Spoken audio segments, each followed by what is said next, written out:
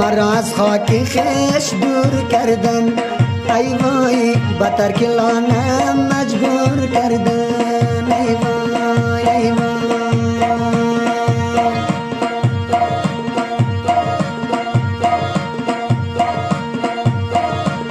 بمیرد رهبران خاین من، ای وای فروختن کشورم یا چور کردن، ای وای ای وای. البته یادگار میخوانیم برای لالا زبیر.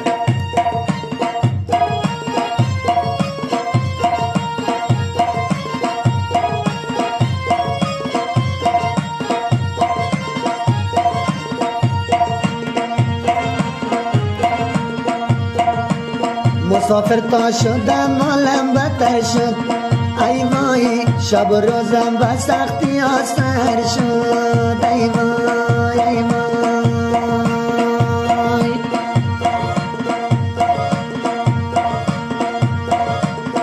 بس که گریه کرده کارو گشتم، ای وای گریبانم عذاب دیده تر شد، ای وای ای وای.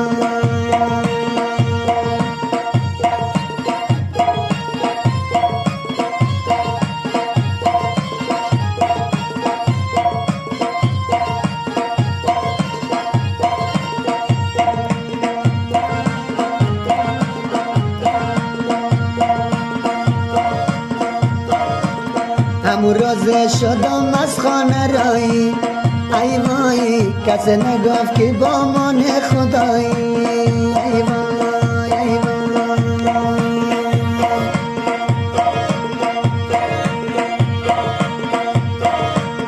اگر زنده بودم باز پس می آیم، ای وای اگر مردم همین باشد زیبایی، ای وای ای وای.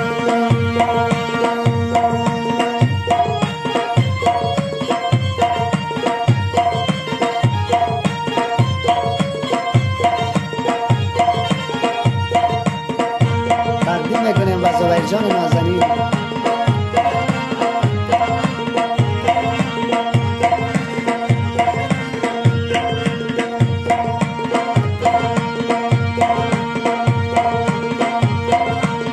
دمو ترای تر پالی نمیرم، ای وای دمو کابل دم مهمانی نمیرم، ای وای ای وای.